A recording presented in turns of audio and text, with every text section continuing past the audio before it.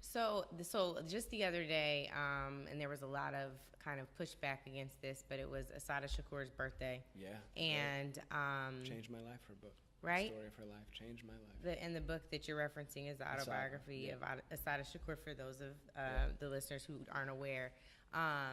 And to me, that's another fascinating touch point, because she has this quote where she talks about, I know a lot more about what freedom isn't than what freedom is. And so that's the other thing that that excerpt from the speech reminds me of. Right. Like, how do we define freedom when we've never fully experienced it? Yeah. And you talk about that a little bit there. Put it into context. We use, again, language. We use terms, but we mean them differently.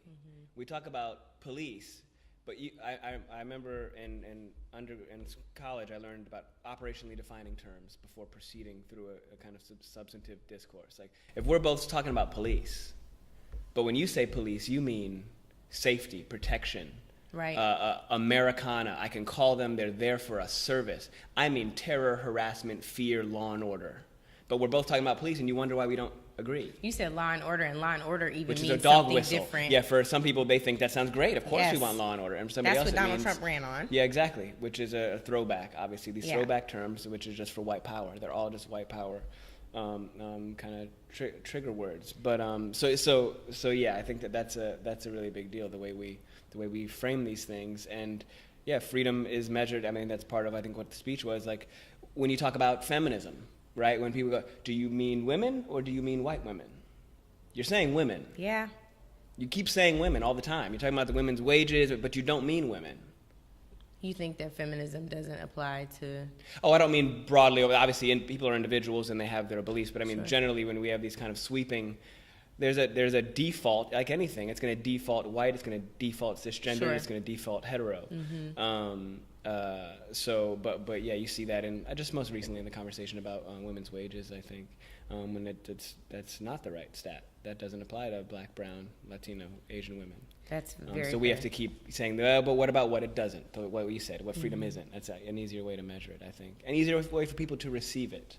Yeah. Because so much of it is about, frankly, about coddling whiteness and telling it to I wish you would just say it in a way that was nicer, Angela. I hear digestible. You. Yeah, I don't want to. I hear you. I'm not a bad person. I just wish you would say it in a way that coddled my feelings better. So I think for some of us, whether we like it or not, we don't owe people anything, but we can look for ways to be most effective and most efficient with our time and energy. You have this platform where you have to, it's not politics, but in a lot of ways, acting is very political.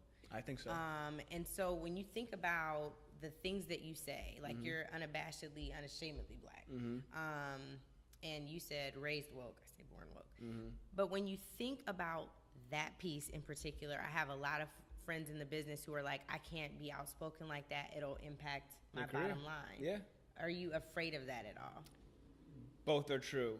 It does impact your bottom line for people. It has for me, but I'm not afraid of that. It's not important to me. This ain't what I was born to do. I don't care that much about it. Like, I'll go do something else. So you said this isn't what you were born to do. I didn't grow up like wanting to be an actor. I had no interest. I never considered being an actor. I was going to be a civil rights attorney. I'll still probably be a civil rights attorney.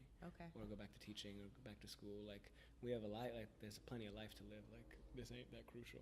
I love it. I love it. I enjoy storytelling. I think that narrative is the lens by which we view the world. We are doing news in some ways. People view Black men as carnal, primitive, violent beasts because you only saw 2 clips of Boys in the Hood and bullshit local news and it's media. All media is news, and news is marketing.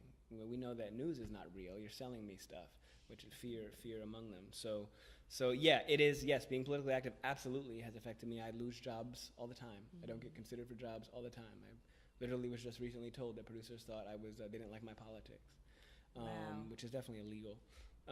But it's fine. Like, it's whatever. If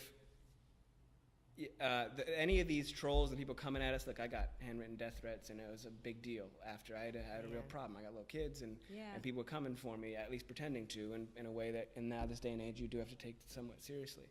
But the arguments are always so feeble. It's not the bottom line is, particularly from the far right white side is really just shut the fuck up, nigger. That's really what they're saying.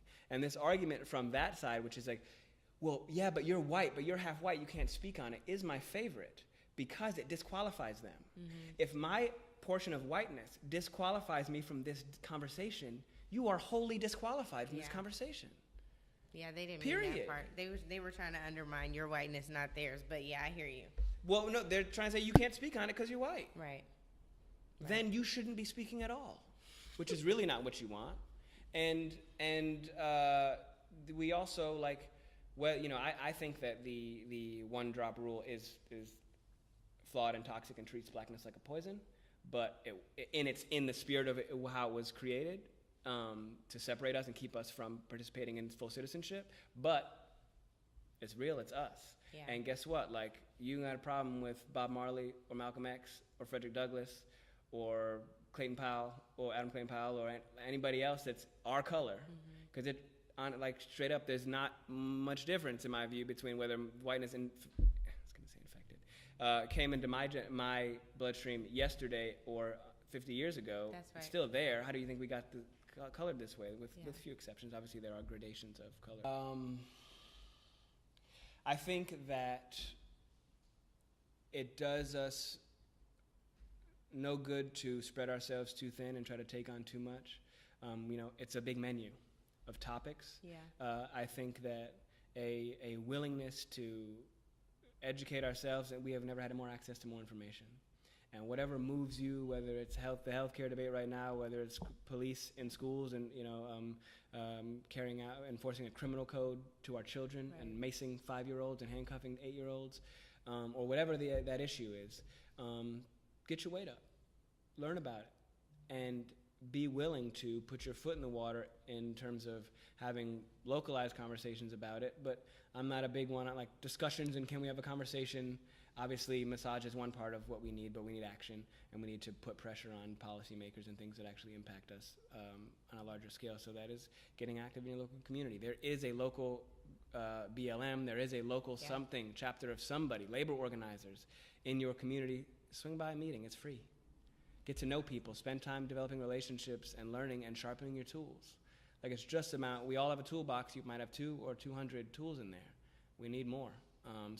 So that you can actually do battle. Like this is battle, yo. Like we have to be able to be armed in conversation and not constantly be caught off guard and have the dope part of our conversation in the car ride on the way home to yourself because you missed an opportunity to really engage and push and offer people a differing perspective.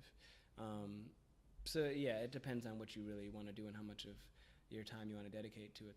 And one of the tough parts of being black is we have to still do all the things that everybody else has to do: maintain a job, pay your mortgage, pay your rent, raise your kids, get daycare, do all those things, but then also be black, and then also what we have to do is we have to identify the oppression, decide how to wrestle with it personally, whether to talk about it socially, inform ourselves on it, do that homework, then say it out loud, then deal with the whiplash from that, then come up with a solution. Because people always ask you for the solution. How are we going to solve it? I didn't make it. Why don't you ask yourself that? Yeah. You know, there was a really good quote I heard to that point recently that I'm forgetting now. But it's not our fault, but it is our but part of it is our responsibility. Yeah.